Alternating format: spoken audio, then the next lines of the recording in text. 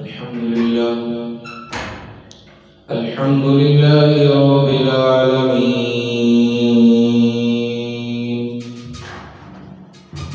والصلاة والسلام على سيد الأنبياء والمرسلين أما بعد فأعوذ بالله من الشيطان الرجيم بسم الله الرحمن الرحيم قال الله تبارك وتعالى في القرآن المجيد ولسوف يعطيك ربك فترضى آمنت بالله صدق الله العظيم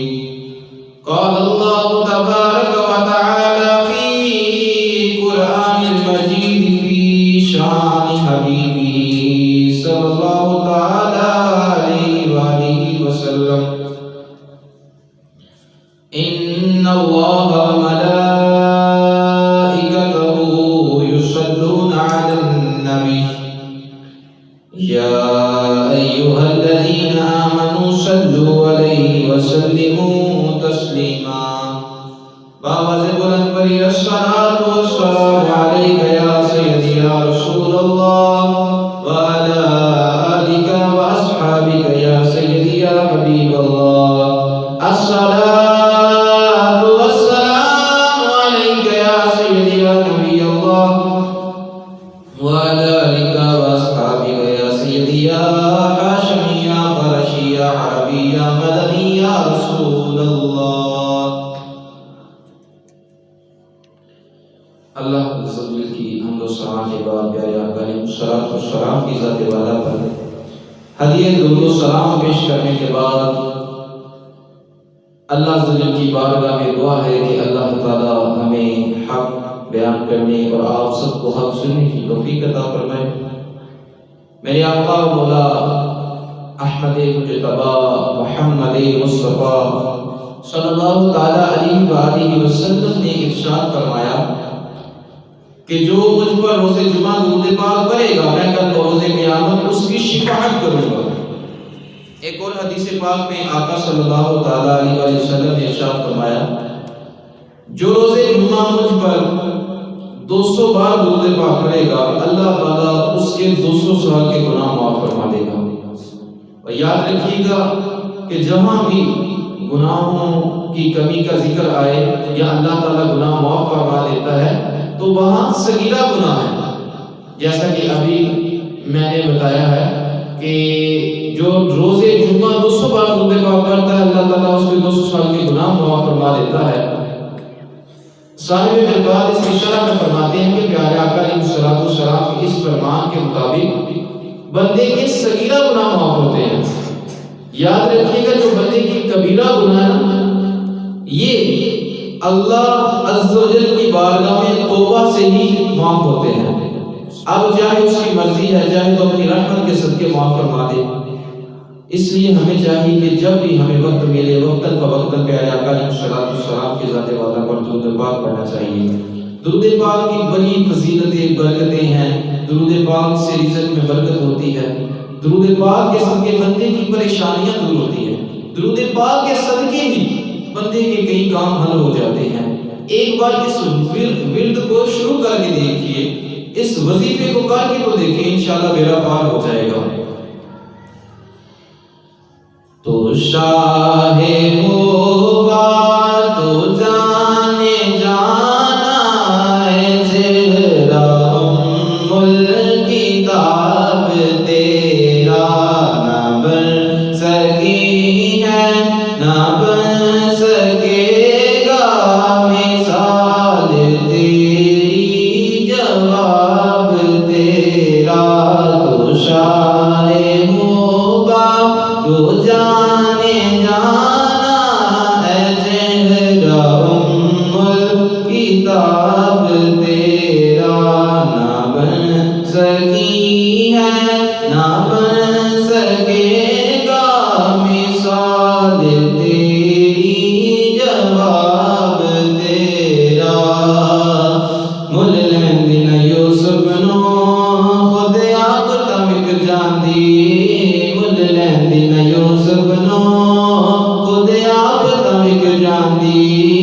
اکھیاں دی مسک لیندی ٹھنڈ سینے چ پہ جاندی تک لیندی زلیخا جے تک لیندی زلیخا جے تصویر محمد دی کہندی نہ بن سکی ہے نہ بن سکے گا مثال تیری جواب تیرا نہ نہ نہ بن سکی ہے نہ بن سکے گا مثال تیری جواب تیرا کوثر پینے کی ہے جنت پینے کی ہے سچ پوچھو تو اللہ کی رحمت پینے کی ہے دونوں جہاں یارو ہے دونوں جہاں یارو جاگیر محمد دی کہندی نہ بن سکی ہے نہ بن سکے گا مثال تیری جواب تیرا تو سب سے اول تو سب سے آخر ملا ہے حسن تمام تجھ کو ہے عمر لاکھوں برس کی تیری مگر ہے تازہ شباب تیرا نہ بن سکی ہے نہ بن سکے گا مثال تیری جواب تیرا اب سرکار صلی اللہ تعالیٰ علیہ وآلہ وسلم کے حسن کی بات ہونے لگی ہے کہ شاعر لکھتا ہے کہ خدا کی غیرت نے ڈال رکھے ہیں تجھ پہ 70,000 پردے جہاں میں بن جاتے تور لاکھوں جو ایک بھی اٹھتا ہی جواب تیرا جہاں میں بن جاتے تور لاکھوں جو ایک بھی اٹھتا ہی جواب تیرا نبی اکرم صلی اللہ تعالیٰ علیہ وآلہ وسلم کا اتنا حسن کہ شاعر نے لکھا ہے چھوٹا سا شعر ہے لیکن اس کے اندر اتنی فصیح باتیں کر گئے شاعر لکھتے ہیں کہ نبی کریم صلی اللہ تعالیٰ علیہ وآلہ وسلم کا حسن ایسا کہ اس کے اوپر اللہ تعالیٰ نے کتنے 70,000 پردے ڈالے ہیں حضرت یوسف علیہ السلام کتنا نبی کریم صلی اللہ تعالیٰ علیہ وآلہ وسلم کے حسن میں سے ایک حسن کا حصہ ملا ان کو اور کیا عالم تھا کہ مصر کی عورتوں نے ان کے حسن دیکھ کر اپنی انگلیاں کاٹ لی شاید لکھتا ہے حسن یوسف پہ کٹی مصر میں انگشت زناں سر کٹاتے ہیں تیرے نام پہ مردان عرب ادھر حضرت زلیخا رضی اللہ تعالیٰ عنہ کو عورتیں کہتی ہیں کہ اے زلیخا تو نے کیا دیکھ لیا اس بچے میں تو آپ نے فرمایا کہ میں ایک جھلک دکھاؤں گی آپ کے ہاتھوں میں فروٹ پکڑاؤں گی اور چھری تو جب وہ آپ کے سامنے سے گزرے گی تو آپ نے فروٹ کو کاٹ لیا تو جب حضرت یوسف علیہ السلام کو ان کے سامنے سے گزر کر آیا گیا تو وہ فروٹ کی بجائے اپنی انگلیاں کاٹ چکی تھی کہتی ہیں کہ اے زلیخا یہ کوئی نوری مخلوق ہے یہ کوئی فرشتہ ہے اتنا خوبصورت ادھر عورتیں ہیں عرب میں مرد ہے ادھر انگلیاں ہیں مرد میں عرب میں مرد ہے اور ادھر اسی وقت انگلیاں کاٹی گئی اور عرب میں تا قیامت نبی اکرم صلی اللہ تعالیٰ علیہ وآلہ وسلم کے نام پر سر کٹاتے رہیں گے اس نے یوسف پہ کٹی مصر میں انگشت زناں سر کٹاتے ہیں تیرے نام پہ مردان عرب حضرت جابر رضی اللہ تعالیٰ عنہ فرماتے ہیں کہ 14ویں رات کے چاند کو میں دیکھ رہا تھا 14ویں رات میں ایک طرف آمینہ کا چاند تھا دوسری طرف 14ویں کا چاند تھا ایک طرف میں دیکھتا تھا آسمان کی طرف دوسری طرف دیکھتا تھا آقا صلی اللہ تعالیٰ علیہ وسلم کی طرف 3 مرتبہ ایسے ارشاد فرمایا، فرماتے ہیں کہ اللہ کی قسم جو آسمانوں پہ چاند ہے، جو 14ویں رات کا چاند ہے، اس سے بھی زیادہ حسین میرے آقا صلی اللہ تعالی علیہ وسلم ہے، اس سے بھی زیادہ حسین آمینہ کا چاند ہے۔ کتنے خدا کی غیرت نے ڈال رکھے ہیں تجھ پہ 70,000 پردے کہ جہاں میں بن جاتے طور لاکھوں، جو ایک بھی اٹھتا حجاب تیرا۔ ابھی 70,000 پردے آقا صلی اللہ تعالی علیہ وسلم کے حسن کے اوپر ہے، پھر بھی یہ عالم ہے آپ کے حسن کا کہ اندھیرے میں جاتے ہیں تو روشنی ہو جاتی ہے۔ حضرت ام عائشہ رضی اللہ تعالی عنہا کی سوئی گم ہوتی ہے، آپ مبارک لب کھولتے ہیں تو دندان مبارک سے ایسی روشنی نکلتی ہے، ایسا نور نکلتا ہے، اللہ اکبر کے اندھیری رات میں گمی ہوئی سوئی مل جاتی ہے۔ سبحان اللہ۔ شاید لکھا کہ خدا کی غیرت نے ڈال رکھے ہیں تجھ پہ 70,000 پردے،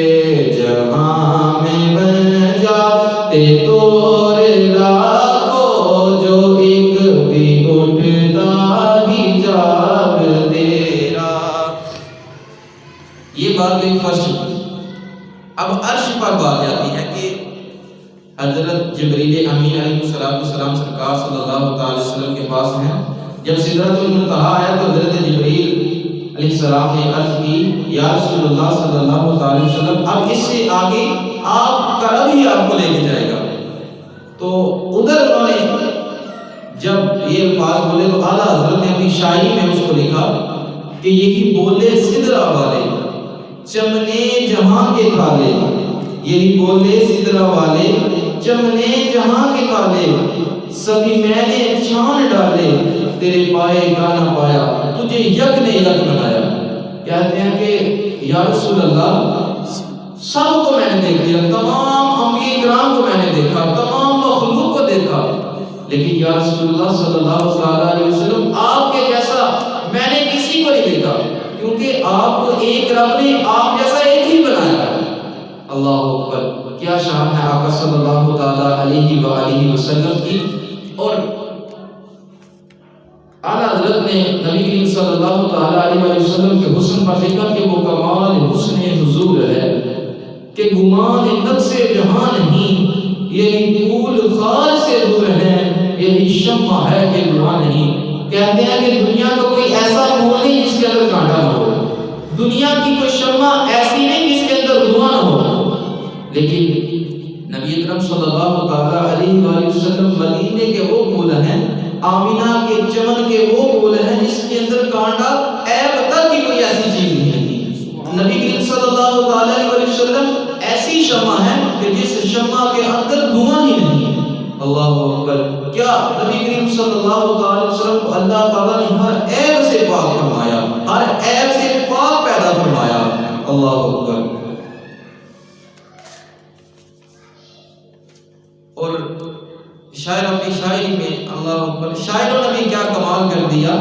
کہ لکھتے ہیں کہ اے ختم رسول مکی مدنی، کونین میں تم سا کوئی نہیں، اے نور مجسم تیرے سوا محبوب خدا کا کوئی نہیں۔ اوصاف تو سب نے پائے ہیں لیکن حسن سراپا کوئی نہیں، آدم سے جناب عیسیٰ تک سرکار کے جیسا کوئی نہیں۔ یہ شان تمہاری ہے آقا، تم عرش بری پر پہنچے ہو، ذی شان نبی ہے سب لیکن معراج کا بولا کوئی نہیں۔ دل کس کو دکھائیں چیر کے ہم، دل کس کو دکھائیں چیر کے ہم، اس یاں کا مداوع کون کرے، اے رحمت عالم تیرے سوا دکھیوں کا مسیحا کوئی نہیں۔ خیرات محمد سے پا کر، خیرات محمد سے پا کر اس شان سے کہتے ہیں منگتے،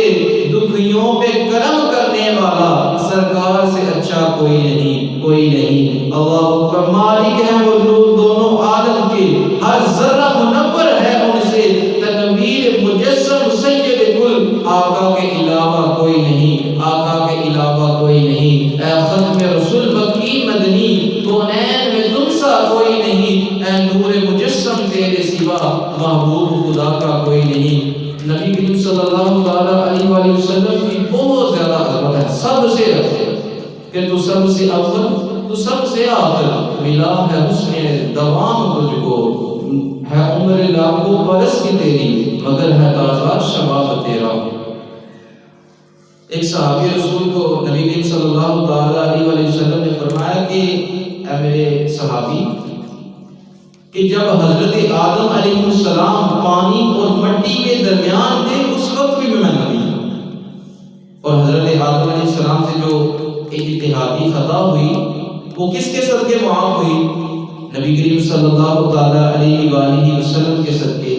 اور جن کے صدقے یہ سب کچھ بنا، جن کے صدقے یہ سب کچھ ملا، اور جن کے صدقے ہم یہاں پر بیٹھ کر اللہ واللہ کے رسول صلی اللہ تعالیٰ علیہ وآلہ وسلم کا ذکر سن رہے ہیں، پھر ان کی کیا شان ہوگی؟ پھر ہم یہ کیوں کہتے ہیں کہ وہ تو ہمارے جیسے ہیں؟ کیسے ہمارے جیسے ہیں؟ وہ تو اندھیری رات میں جائیں تو نور ہی نور ہو جاتا ہے۔ کس طرح ہم اپنے آپ سے ان کو تشبیہ دیتے ہیں؟ ہمیں اپنے آپ پر غور کرنا چاہیے۔ کوئی بھی الفاظ کہیں، کوئی بھی ورڈ بولیں، کوئی بھی کام کریں، سوچ سمجھ کر کریں۔ حضرت ابو بکر صدیق رضی اللہ تعالیٰ عنہ کا قول فرماتے ہیں کہ جب کوئی کام کرو تو اس کام کے کرنے سے پہلے یہ اندازہ لگا لو، یہ تفکر کرو، یہ غور و فکر کرو کہ کیا اگر میں یہ کام کروں گا تو کیا یہ میرے لیے درست ہے؟ کیا اس کا انجام کیا ہے میرے لیے؟ فرمایا اگر دیکھو کہ انجام ٹھیک ہے تو وہ کام کر لو، اور اگر یہ دیکھتے ہو کہ اس کا انجام ٹھیک نہیں تو اس کام کو ترک کر دو۔ کوئی بھی کام کریں، کوئی بھی کام، چاہے وہ نماز کے حوالے سے ہو، عبادت کے حوالے سے ہو، کسی کی مدد کے حوالے سے ہو، کسی حوالے سے بھی ہو، سوچ سمجھ کر کیا جائے۔ نبی کریم صلی اللہ تعالیٰ علیہ وآلہ وسلم کو راضی، اللہ اور اللہ کے رسول صلی اللہ تعالیٰ علیہ وآلہ وسلم کو راضی کرنے کی کوشش کریں۔ ہمارا تب ہی بیڑا پار ہوگا جب ہم اللہ اور اللہ کے رسول صلی اللہ تعالیٰ علیہ وآلہ وسلم کو راضی کریں گے۔ اگر اللہ اور اللہ کے رسول صلی اللہ تعالیٰ علیہ وسلم راضی ہو گئے تو دنیا خود بخود راضی ہو جائے گی، لیکن ہم نے الٹ کر دیا ہے۔ ہم اللہ اور اللہ کے رسول صلی اللہ تعالیٰ علیہ وسلم کو راضی کرنے کی بجائے دنیا کو راضی کرتے ہیں، اپنے دوستوں کو راضی کرتے ہیں، اپنی بیوی کو راضی کرتے ہیں، اپنے بچوں کو راضی کرتے ہیں، اپنے والدین کو راضی کرتے ہیں، چاہے وہ مال کے ذریعے ہو، چاہے وہ وقت کے ذریعے ہو، جس طرح بھی ہو۔ آج کل تو یہ حالات ہیں کہ ہمارے دوست بھی اگر ہم نے یہ کہیں کہ یار بعد میں نماز پڑھ لینا، ابھی میرے پاس کر لیں، یار ابھی یہ کام کر لیتے ہیں بعد میں کر لینا، تو ہم اس کی بات مان لیتے ہیں۔ ہم یہ نہیں سوچتے کہ ہمیں کون بلا رہا ہے، مالک کل، خالق کل بلا رہا ہے، رب کائنات بلا رہا ہے۔ ہمارے دل میں یہ ذرا خیال، اور ہمارے دل میں خیال کیسے ہے؟ کیونکہ ہمارے دل کالے سیاہ ہو چکے ہیں۔ نبی کریم صلی اللہ تعالیٰ علیہ وسلم نے فرمایا کہ جب بندہ کبیرہ گناہ کرتا ہے تو اس کے دل پر ایک سیاہ نقطہ لگا دیا جاتا ہے، اگر وہ توبہ کر لے تو وہ سیاہ نقطہ مٹا دیا جاتا ہے، اور اگر وہ توبہ نہ کرے، گناہ کرتا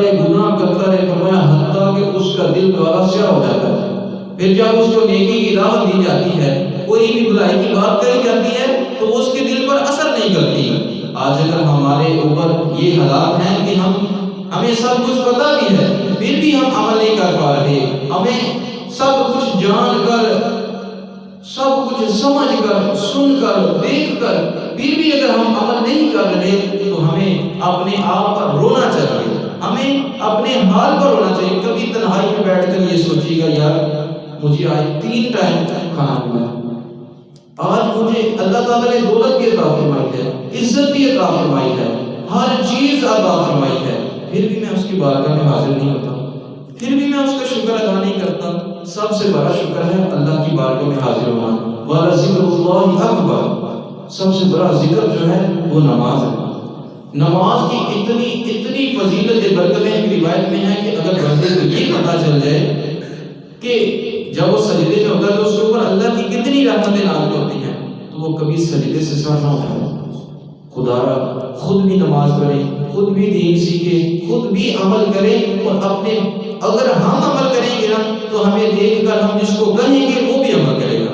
اور اگر ہم نے خود ہی عمل نہیں کرنا، یعنی ہم نماز نہیں پڑھتے تو اپنے بیٹے کو کہیں جاؤ بیٹا نماز پڑھ کے جو سمارا پڑھ کے تو وہ کیسے جائے گا؟ اس کو پتہ ہے میرے والد صاحب نہیں پڑھتے، میری والدہ نہیں پڑھتی، میرے بہن بھائی بڑے نہیں پڑھتے، میرے گھر والے نماز نہیں پڑھتے، تو میں کیسے جاؤں، میں کیوں جاؤں؟ تو اگر ہم بڑے جو کرتے ہیں چھوٹے ان کو دیکھ کر وہ کام کرتے ہیں، خود بھی دین سیکھیں، بچوں کو بھی سکھائیں، ان کے دل میں جذبہ ڈالیں نماز کا نبی کریم صلی اللہ علیہ وسلم کی محبت کا۔ آقا صلی اللہ علیہ وسلم نے فرمایا کہ میں تمہیں 3 چیزیں چھوڑ کے جا رہا ہوں، ایک اپنی محبت، اہل بیت کی محبت اور قرآن کی محبت۔ تو ہمیں یہ جو نبی کریم صلی اللہ تعالیٰ علیہ وآلہ وسلم نے عطا فرمایا ہمیں اس پر عمل کرنا ہے۔ اللہ سجل کی بارگاہ میں دعا ہے کہ اللہ تعالیٰ ہمیں نبی کریم صلی اللہ تعالیٰ علیہ وآلہ وسلم کی سیرت کو سمجھ کر اس پر عمل کرنے کی توفیق عطا فرمائے، ہمیں اسوہ حسنہ پر عمل کرنے کی توفیق عطا فرمائے، آمین بجاہ نبی الامین صلی اللہ تعالیٰ علیہ وآلہ وسلم۔